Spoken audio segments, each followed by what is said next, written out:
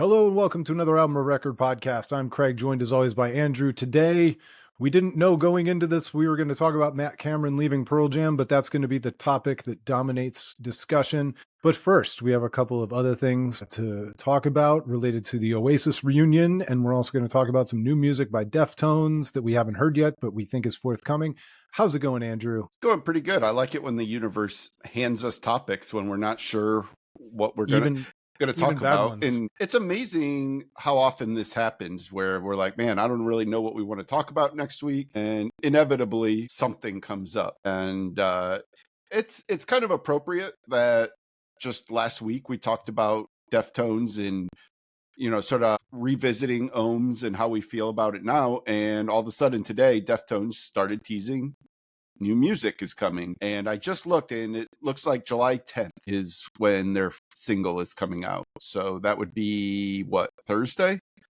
Well, it's 2 days from now. You will have had it for a day by the time you're listening to this podcast.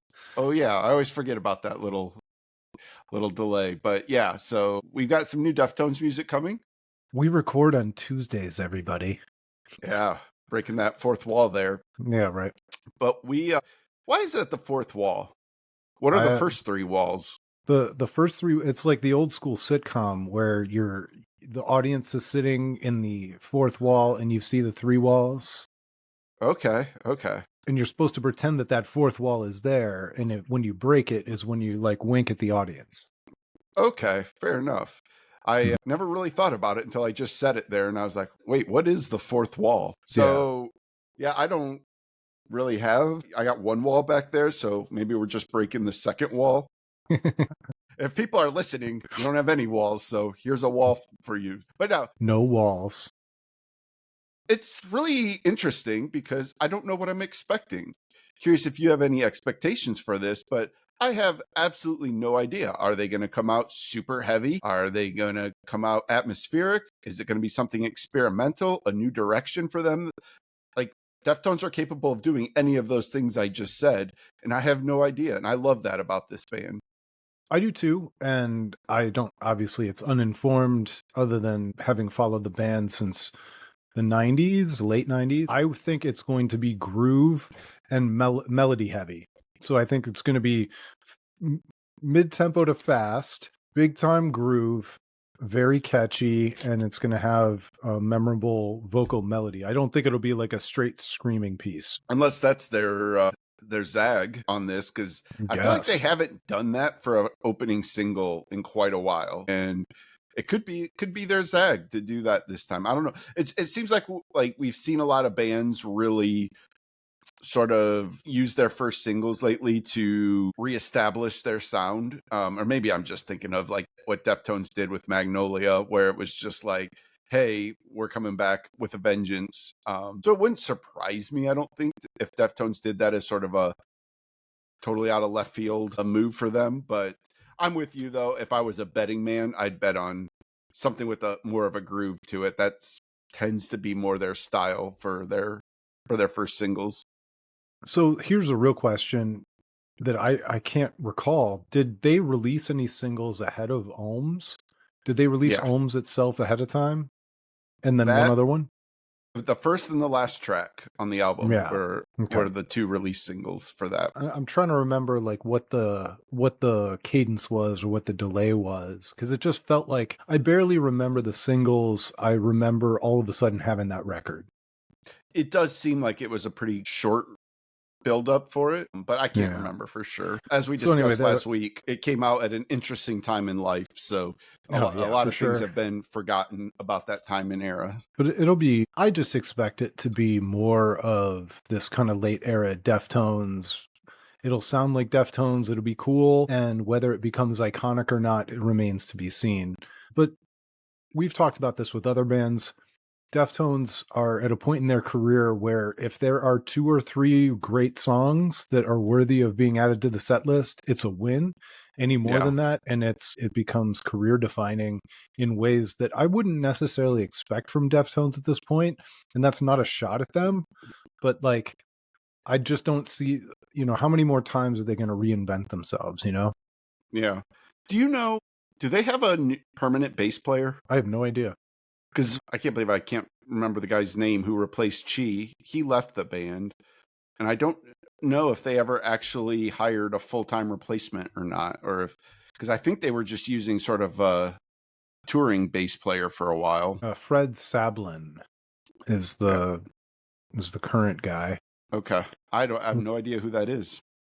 I don't either. Was it Sergio? Sergio was the yeah Vega. I'd say it started with a V, but I couldn't. I feel bad. I can't remember his name because he was from Quicksand. That's right. Yeah. But I mean, he was with the band for quite a while. You know, he was. Like, he started, I think, as a touring member at first, and then they made him an official member.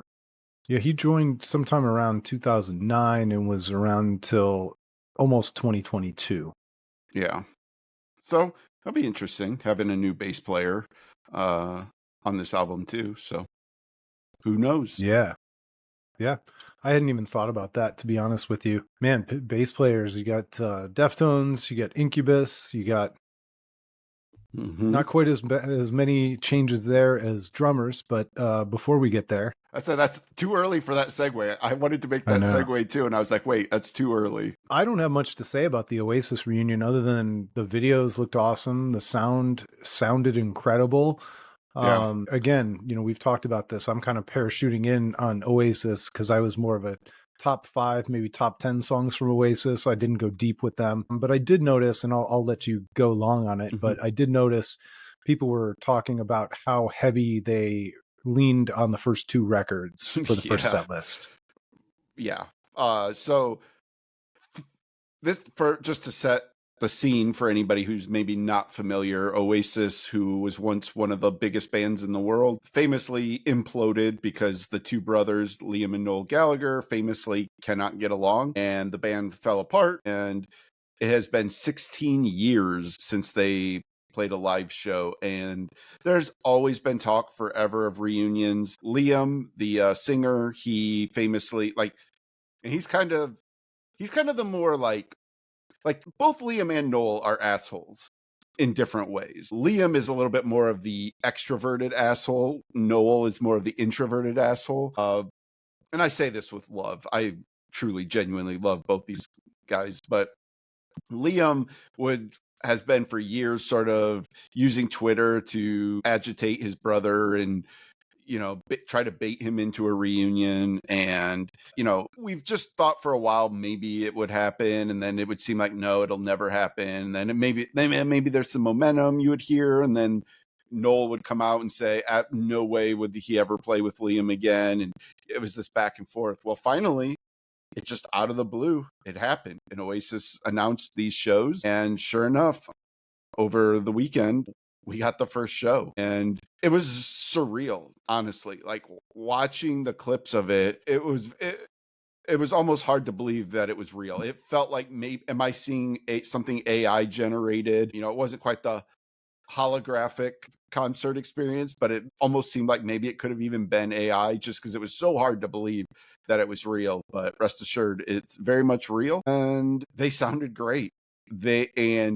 This set list was pure fan service. I mean, you know, heavy, like Craig said, heavy on the first 2 albums. Definitely got a little bit of the third album, Be Here Now, as well. But I don't know if they played anything from the later era of their career. And there's some things to talk about with this, and I'm going to try not to talk too much, but like, the one thing I did notice, the stage setup was interesting. The stage is just massive that they have for this, and they performed with the lights generally up in the arena. Like, the crowd lights were up. You could see the crowd the whole time, and it had a very interesting ambiance to it. I did not think the band looked like they were having a ton of fun watching the clips. Bonehead, their original guitarist, who had not played with the band in, God, I don't even know how long it's been since Bonehead was involved with the band, but, you know, he was very much just standing there like a statue, and I was like,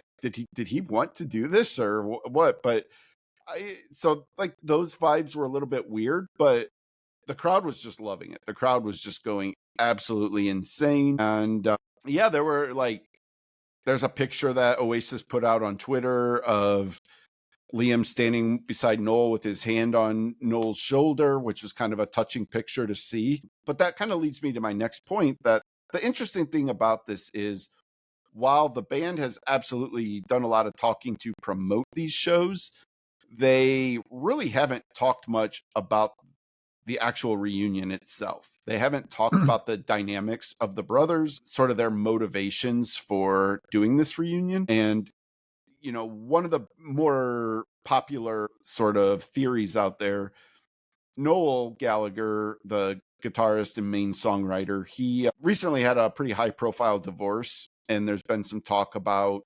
some pretty hefty alimony payments that he owes his ex-wife, and that perhaps he was in some financial trouble because his solo project has not been selling all that well, and that maybe this was financially motivated, that Noel finally said, okay, let's do this.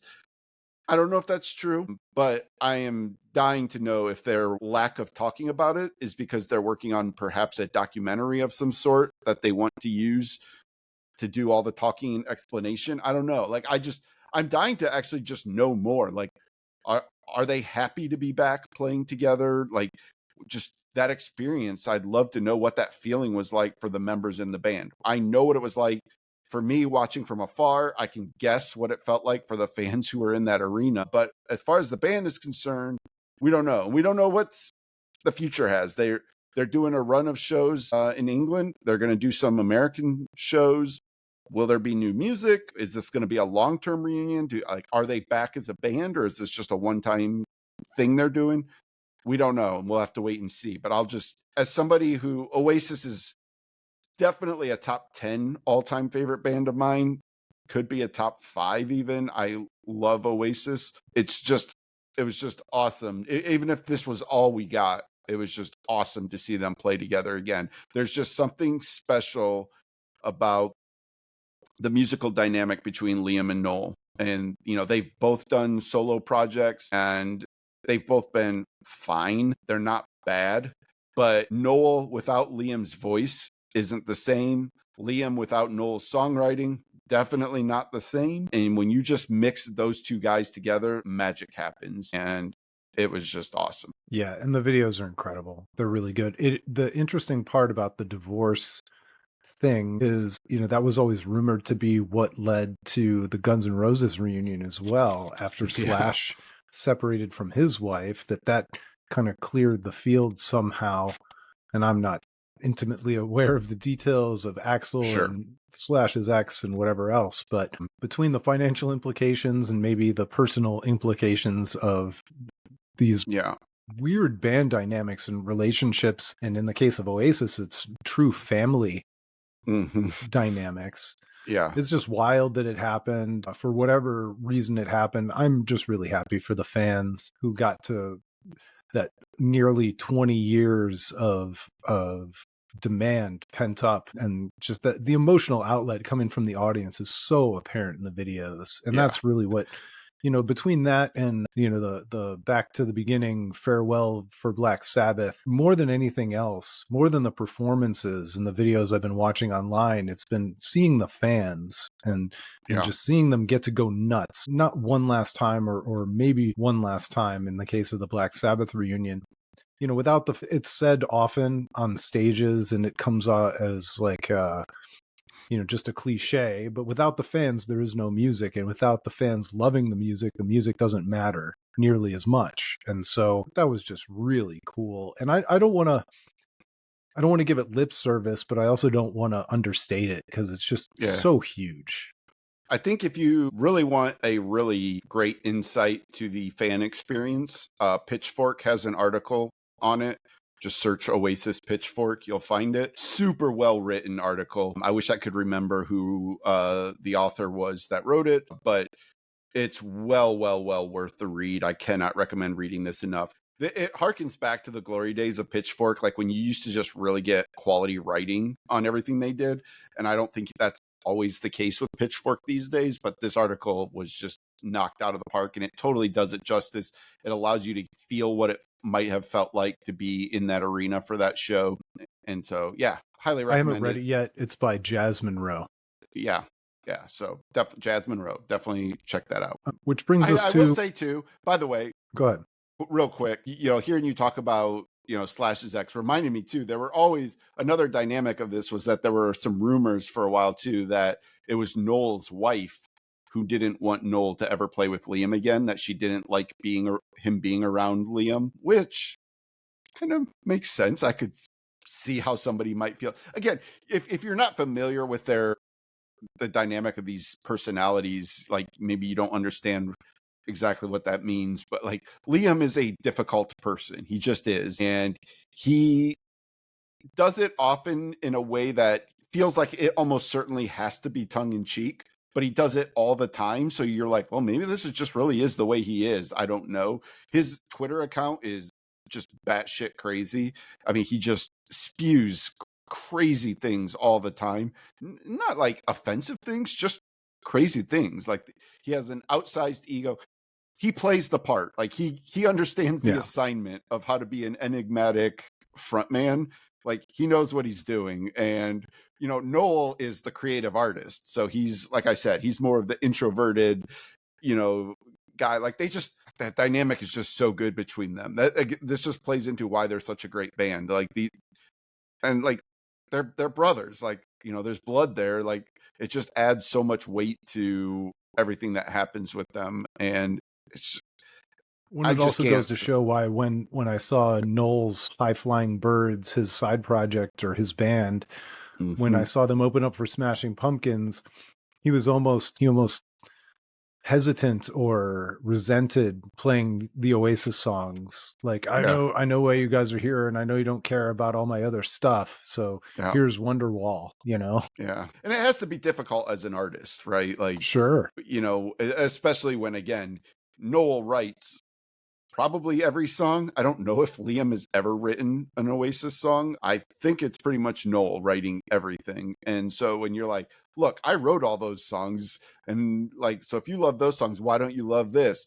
But it's not the same without Liam. It's not the same. Just not. Liam brings that charisma and that edginess to it, sort of a danger to it that Liam just cannot bring, that Noel just cannot bring on his own.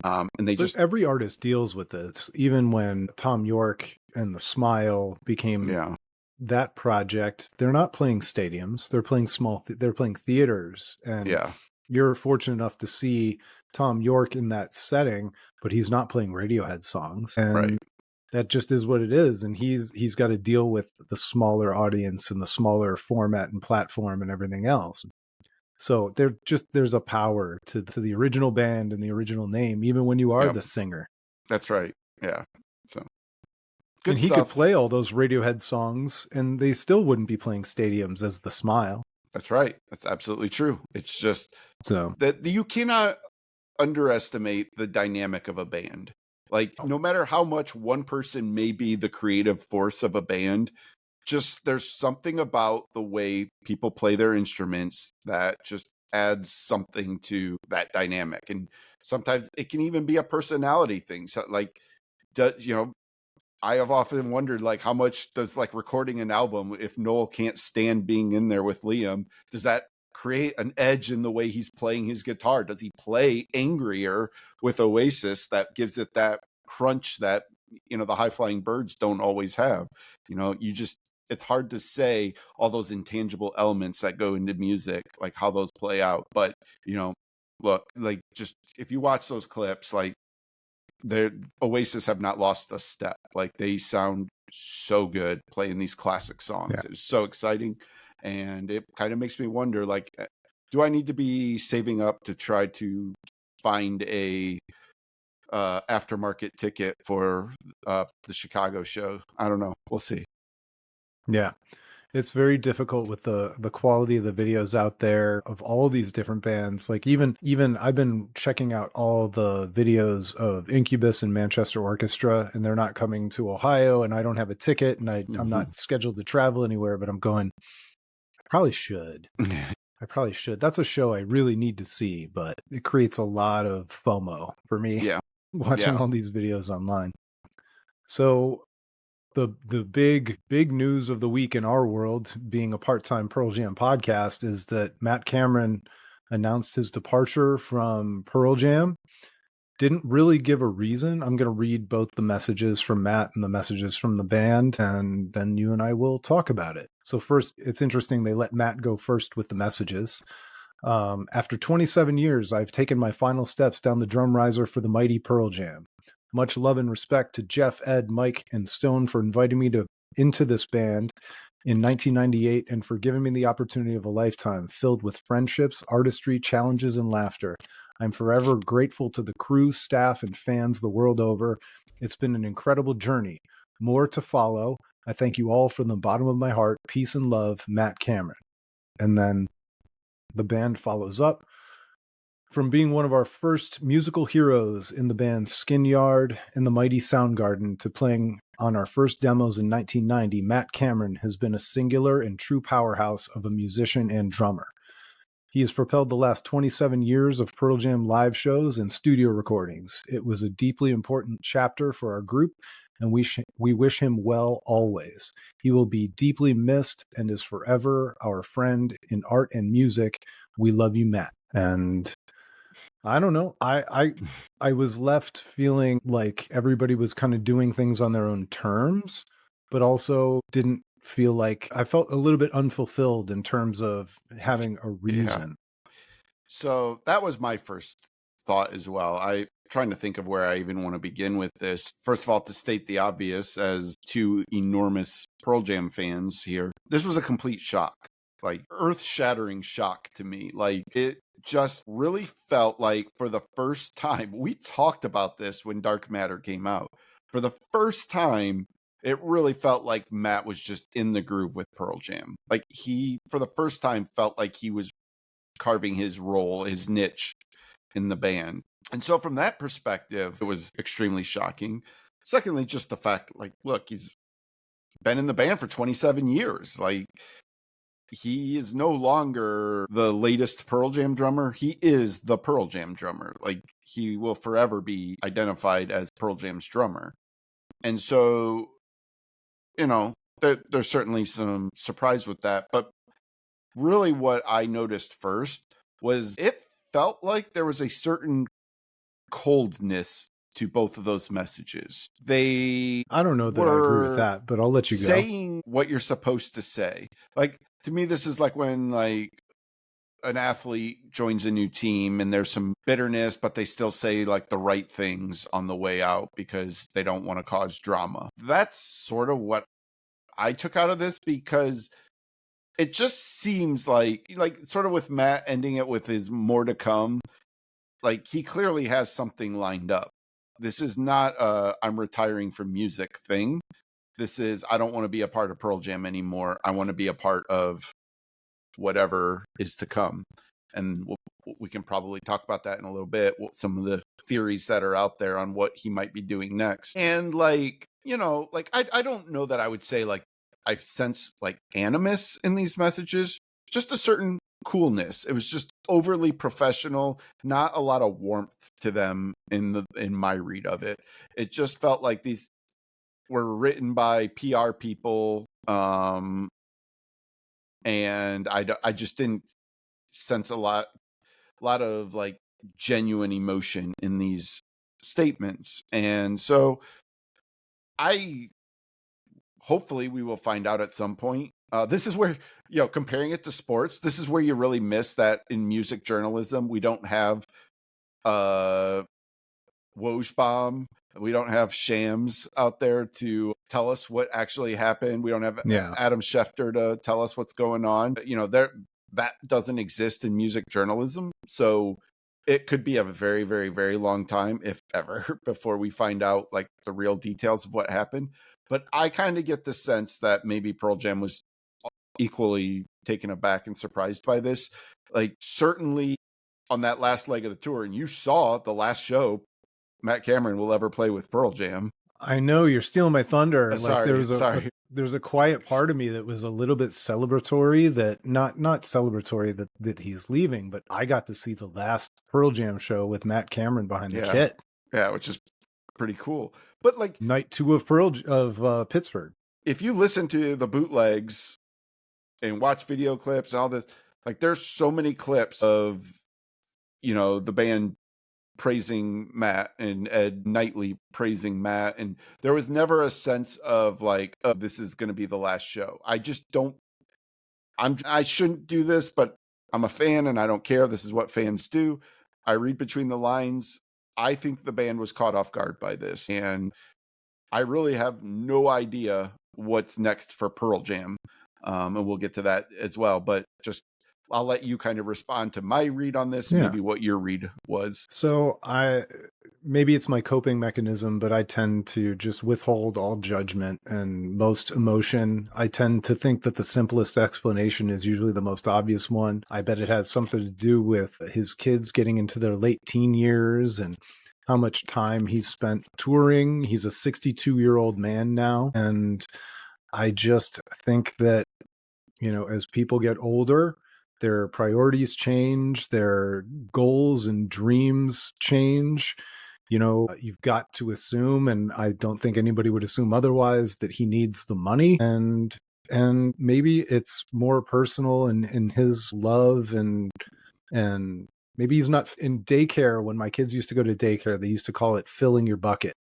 You fill your bucket, you find the things that fill your bucket. And maybe Pearl Jam is just no longer doing the things for him that used to do for him. Maybe these giant crowds and giant stadiums, and maybe the recording cycle or what they want to do next in terms of recording, maybe it's just unappealing to him, especially at his age and with his accomplishment level. And, having put Dark Matter to rest and putting that as his final piece with Pearl Jam, maybe he's just at peace with the whole thing, because it is an unbelievable record that he had an unbelievable part in creating. His parts on that record are some of the most iconic, maybe the most iconic drum parts he's put down as a member of Pearl Jam on record.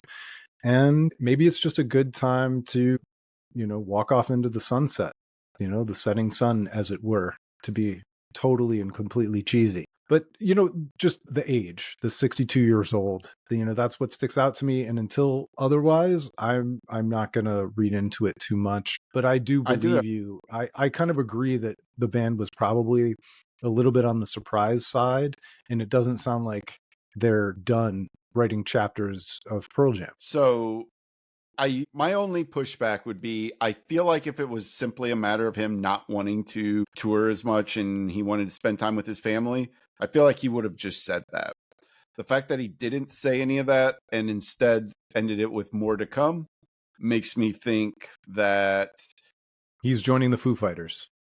Well, so that is certainly a big rumor. And by the way, I just have to let's talk about before hang on. So the one thing that I sent you was one of the Instagram posts of famous Ohio State writer named Ramsey. Yeah. His little comment was, "I've got another confession to make," which was a funny way to joke about him joining the Foo Fighters. For sure. So it makes sense from this standpoint. The timing kind of would add some logic to everything that's happened recently. Why did the Foo Fighters fire Josh Freese? Well, maybe it's because they had talked to Matt Cameron and knew Matt Cameron was going to join the band. And why Matt Cameron? Well, Matt Cameron, one of Matt Cameron's absolute best friends in the world, was Taylor Hawkins. There would certainly be a little bit of full circleness to it. There's no doubt, if you follow Matt Cameron on Instagram, there's no doubt he has still been dealing with the loss of Taylor. He talks about him all the time on Instagram. He is not over losing Taylor Hawkins. And so from that standpoint, maybe he feels like he needs to do this as a way to get some closure and try to find some peace. So from that standpoint, it makes total sense. However, I think people maybe are forgetting the fact that right after Taylor died, Matt Cameron famously talked about the fact that Taylor had expressed to him frustration with Dave's grueling approach to touring, that Taylor didn't want to tour anymore, or not as much, but Dave was pressuring him and guilt tripping him into it, and really threw a lot of shade on Dave for this. And, Matt did walk those comments back, after it became a bit of a story, but that was a very real thing. And I have to believe there's got to be a little bit of hard feelings there on Dave Grohl's part to feel like, hey, like, I lost my brother too. Like, what are you talking about? Why are you throwing shade on me and making it sound like I killed Taylor Hawkins? You know what I mean? Like, I don't know. Like, I kind of think there might be, it would make it weird that Matt Cameron would then step into that role after those comments. Well, let me read the original quote. So Taylor had a heart-to-heart with Dave, and yeah, he told me he couldn't fucking do it anymore. Those were his words. So I guess they did come to some understanding, but it just seems like the touring schedule got even crazier after that. And then he later said that he was taken out of context and walked it back. When I agreed to take part in the Rolling Stone article about Taylor, I assumed it would be a celebration of his life and work. My quotes were taken out of context and shaped into a narrative I never intended. Taylor was a dear friend and a next-level artist. I miss him. I have only the deepest love and respect for Taylor, Dave, and the Foo Fighters families. Which I'm truly sorry to true. have taken part in this interview, and I apologize that my participation may have caused harm to those for whom I have only the deepest respect and admiration. I always feel like in these situations, it's like that could absolutely be true, but also you said what you said. You know what I mean? Like, I don't know what the context is that's missing that makes that not what he said. You know what I mean? Like, what's well, but what's it's the broader also context? just directly a quote of what Taylor Hawkins said. So yeah.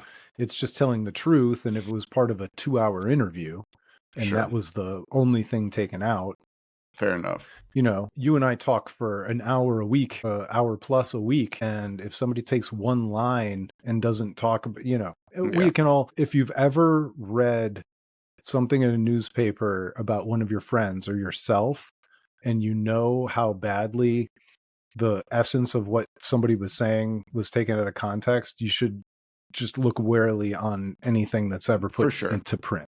For sure. So, but I agree. I got you. So I don't think he's going to join Foo Fighters. Yeah, personally. I would say it's not an impossibility, but it is a possibility. Like there's a % chance that that's what's happening, and it's not off the board. I will not be like, oh my god, I didn't see that coming. If in the next couple weeks Foo Fighters announced that Matt Cameron is joining them, wouldn't be surprised really. But here's the other turnabout though: is it more likely that Matt Cameron joins Foo Fighters or that Josh Freese joins Pearl Jam? Interesting. You hadn't thought about that, huh?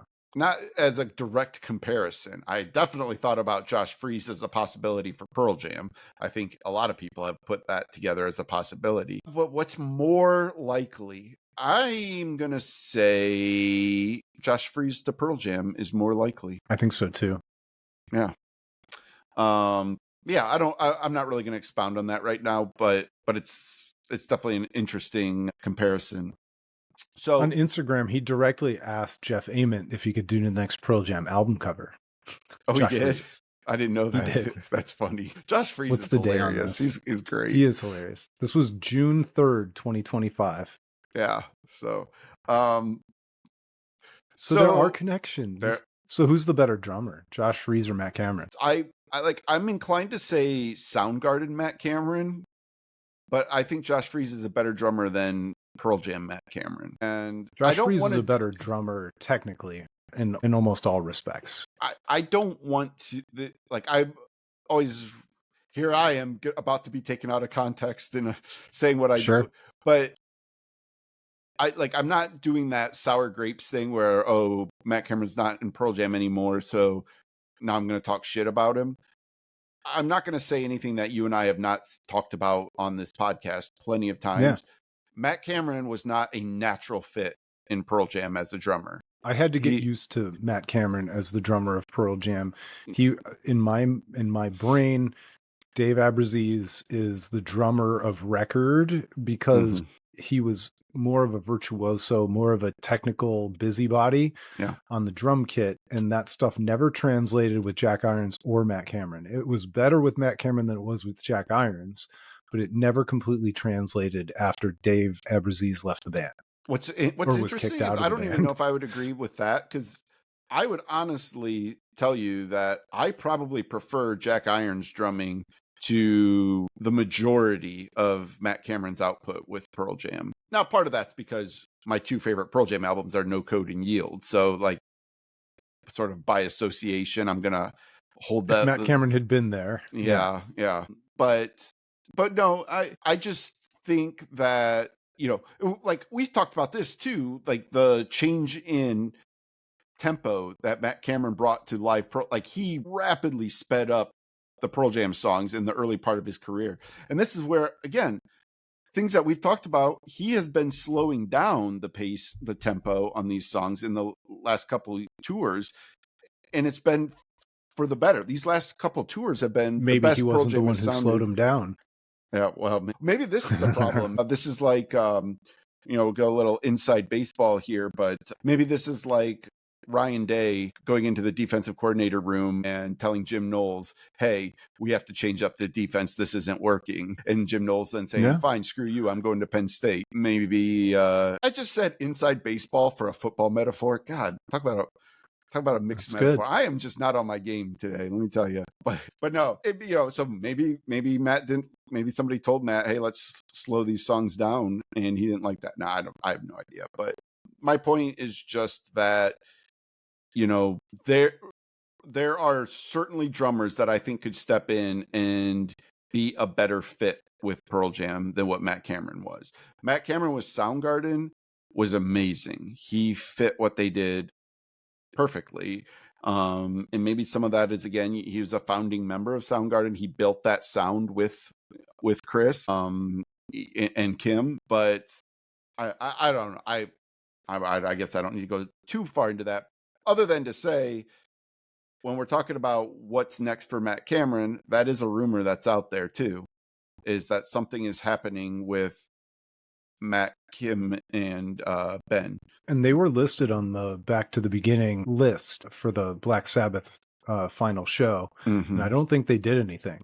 Yeah, I don't think so. I didn't see that they did anything, but they were originally on that list. I didn't actually know that. But so there's some stuff out there about some potential reunion, Soundgarden reunion, which I texted another friend of mine and I had said, I really hope they don't do it, because there's just no way you can make Soundgarden without Chris Cornell. And then my next text to him was, I probably said the exact same thing with Alice in Chains when Lane passed away, and that's actually turned out pretty well for Alice in Chains. Like, is the William Duvall era it's as good definitely as not Lane? the same. It's not the same. It's not as good, but like, it's pretty damn good. Like, William's been awesome for Alice in Chains, and they've been able to continue to create interesting music, and they can play the classic songs live, and they still sound good live. Now, is there a singer out there that can do that for these guys in Soundgarden? I don't know. I find it harder. I don't know of them. It's way harder to replicate Chris Cornell than it is Lane Staley. God bless Lane Staley, but like, there's been so many imitators of Lane Staley over the years. People who've imitated his singing style. Not a lot of people can pull off Chris Cornell, so we'll see. But that's another option for Matt Cameron. And if that's the case, how would you feel about that? Would that make you excited? Would you have trepidation? Like, what would your reaction to that be? I mean, I'd be interested. I wouldn't have a lot of judgment. I would probably check out the videos. I'd probably go see it. But like when I saw Stone Temple Pilots with Jeff Gutt singing instead of Weiland, Weiland's a much easier singer to replicate than Chris Cornell. Yeah. And even still, it felt awkward and weird to have this guy strutting around kind of taking Weiland's place. Though the interesting thing about Alice in Chains is that, William Duvall has his own personality, but also the stage role of Lane was very static. You just kind of stood there and belted. Yeah. And you could always look at Jerry as well. And Jerry took a lot of the spotlight, so it was much easier to fill. In a band like Stone Temple Pilots, as much as people revere the DeLeo brothers and even Eric Kretz behind the kit, the spotlight is was huge for Weiland, and finding somebody who can actually fill that without looking like a cover band or a tribute band is just, well, I'm going to say it's impossible. Yeah. And it proved impossible. I enjoyed the fact that we saw them and I saw that show, and it was better to see it than not, but it was a pale comparison. Not to like go too far down this rabbit hole, but like it really is remarkable how rare it is for somebody to do what William has done with Alice in Chains. Like, super rare. AC/DC is the only example. Like there's no resentment amongst Alice in Chains fans. William is loved by Alice in Chains fans. He fit in from day one. There was never, like, I think it probably helped that he had such a close relationship with Jerry to begin with, but there are a couple other things that Alice in Chains had going for them, and that is the fact that Jerry was still the creative force of Alice in Chains. Lane did write songs. He did write songs, but Jerry was the primary songwriter. Jerry was doing half of the singing already anyways. So your lift, if you're William Duvall stepping into that, is not as high as what the lift is for whoever might potentially be stepping into a role of Chris Cornell, because Chris Cornell was... And Jerry's a lyricist as well. Yes, right. Spot on. And, Chris Cornell was the primary songwriter for Soundgarden. Yes, the other guys all wrote music. And singer. Yes. Yeah. But, Chris Cornell was the creative force of Soundgarden as much, if there was one.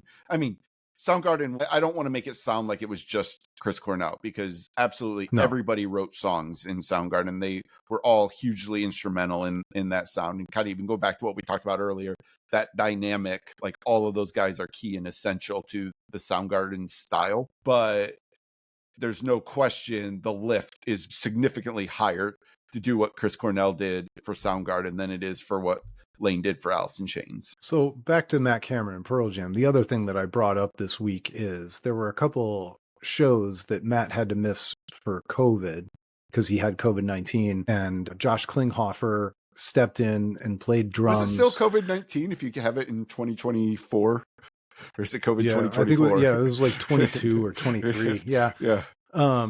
But I gotta be honest, Josh Klinghoffer, first testament to Josh Klinghoffer for being able to play drums for Pearl Jam at a last minute's notice.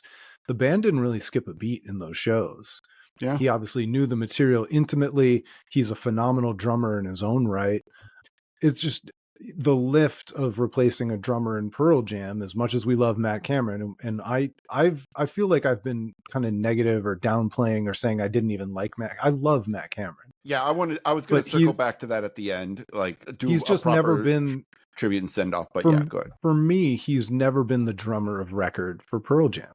He's always, even though he's been there the longest and he's been there 27 years, he's still kind of the new guy in my view. I'm sorry. Yeah. That's just how I feel about it because of, my reaction to the studio material and the stuff that I love the most. Mm-hmm. He was not there to record any of my favorite all-time Pearl Jam records until Dark Matter came out. Yeah. And so that just looms large. And I don't think the lift of bringing in, because of the material, because of the history, I think replacing Matt Cameron in Pearl Jam is much easier, which is hard to say, but it's true, I think. Mm-hmm. It's much easier for that band in terms of the dynamics and everything else. Well, so maybe this is a good time to segue into talking about who are some potential replacements for Matt. You talked about Josh and him stepping in that role. I had definitely seen Josh suggested by people. I don't think they will do that because I think that they like what Josh brings to their live show as being sort of the dynamic everyman. Josh Klinghoffer. Yeah. Sorry. Yeah, because we also talked about Josh Freese. Sorry, Klinghoffer. Too many Joshes. We have both talked a lot on this podcast in the past about our love for what Klinghoffer has brought to the live Pearl Jam sound and to he played on Dark Matter. It was great that he got to be involved with that. Like, he is a full-time member of Pearl Jam. So could he slide into the drum kit? He could. Maybe he will. Maybe that'll be their solution as the path of least resistance. I would definitely give it a percentage chance. It's funny. Dave Cruzen filled in for one of those shows that Matt missed. And by all accounts, I've heard that Dave sounded pretty good. And that, for people who don't know, Dave Cruzan is who played drums on 10, the original Pearl Jam drummer. I don't know what Matt Chamberlain is up to these days. He was the OG Pearl Jam drummer who recorded on the demos with them. I have no idea what he's up to these days. Do we even want to talk about the elephant in the room? We probably have to. Dave Abbruzzese. Never going to happen. It's never going to happen. But man, if they wanted just the easiest win in the world, man, if they just brought him back, the outpouring of love and support from the fan base would be unbelievable. Particularly, by the way, Matt Chamberlain also filled in for Matt Cameron in 2014 for Soundgarden. Oh, really? Wow, I didn't know that. Drummers, man. That's right. It really is crazy. Like, it's always been like sort of that Spinal Tap thing. He played over 51 shows with Soundgarden, co-headlining with Nine Inch Nails. Huh. I'll be damned. I didn't even know that. I had no idea. So this would have been because Matt Cameron was doing stuff with Pearl Jam. Okay. So wild. Yeah. But yeah, like Dave A coming back to Pearl Jam would be an amazing story. I can't lie, like I would love it. I would love it. I would love to hear him play with the band again.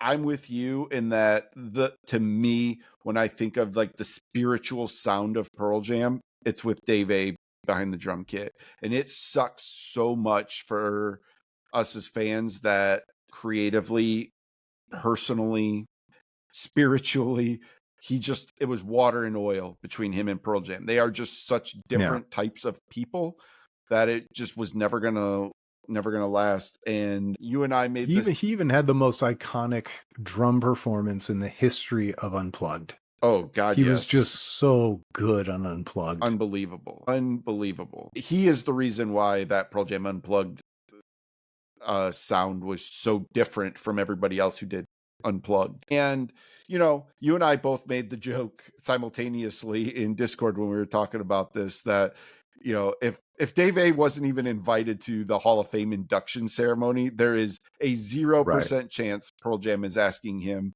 to come back to the band. It's just not going to happen. You know, I let it go a long time ago, but like this has sort of stirred it back up a little bit. And you know, when we talk about how shocking it was for Matt to announce this now that he was leaving, honestly, like maybe some of it was my age because I was 14, 15 years old when it happened. But when Pearl Jam fired Dave A, it was like I was mad at the band. Like that was like the first time where my favorite band I was kind of mad at. And I was not alone in that. There was outrage from the fan base because Dave A was loved by the fans. Because while the rest of the guys in Pearl Jam were famously reserved, shall we say, hesitant about being rock stars, Dave loved it. And he was our connection to the band. He was the guy that like would be out in front to talk to fans and be that interface between him and the band. So as a young teenager, it was devastating to me when Dave A was fired. I've long since gotten over it. And unlike you, I actually have come to just view Matt Cameron as the drummer of Pearl Jam. And, you know, so I've let it go. But like this all happening and just thinking about, God, why can't they just let it bygones be bygones, put aside their differences? If Noel and Liam Gallagher can get together and play shows again, why can't Dave A drum for Pearl Jam? But no, I don't know the interpersonal dynamics of it all. And so there's been so much bad blood between the two sides even since the firing. Dave A has had a lot of harsh things to say about the way he was treated and all that. And again, when he was not invited to the Hall of Fame induction, I thought it was beneath Pearl Jam. I thought it was petty and childish on their part. Me too. It was ridiculous. Like Dave A is a part of the iconic sound of Pearl Jam, and it was so dumb to not let him be there for that. But like I said, if they weren't going to do that, there's no way in hell they're going to bring him out on tours and let him play on albums again. It's not going to happen. Here comes another long shot. Okay. Who is the drummer for the Earthlings? I actually don't know. Do I know? Chad Smith. Oh, wow. I don't know if Chad I knew Smith that. from Red Hot Chili I probably Peppers. knew that at one point. Oh, that's interesting. Also, Josh Klinghoffer's former band. Yep. Now that's interesting though, because there's bad blood there. There is bad blood between Klinghoffer and Red Hot Chili Peppers, revolving around the way he was let go from Red Hot Chili Peppers. However, when I saw them play Madison Square Garden in 2022 on 9/11, Chad Smith came out and played "Rockin' in the Free World." Oh, and they shared the Josh, stage on the Earthlings. And Josh is in the Earthlings. Yeah, you're right. You're right. Okay. So maybe it's more of a Flea thing then. I'm not sure, but so yeah, I don't think Chad Smith is going to leave Red Hot Chili Peppers though. So I would give that one a pretty small shot. I don't know. Are there any other names out there like that you can think of? Like it could easily just be somebody that they know that's not a well-known name, right? But like I was trying to think, like Zach Starkey. He's a free agent. I don't know how well he would mesh with Pearl Jam, but for those who don't know, Zach Starkey is Ringo Starr's son, who was the longtime drummer for The Who, who was recently fired himself twice in the span of 2 weeks. Yeah. But I mean, let's be honest, it's probably somebody we don't know. You know, if they're going to go to the well. Do they hire a drummer? Or do they just bring guys on to tour and use session drummers for the album? I don't know. Or let Josh play drums on the album and then bring out a touring drummer. Yeah. Or they lean on their network of people and they say, Andrew Watt, who's the drummer we should hire? Yeah. You know, like you just have no idea how this will come to be. But I have no doubt that they will continue to tour.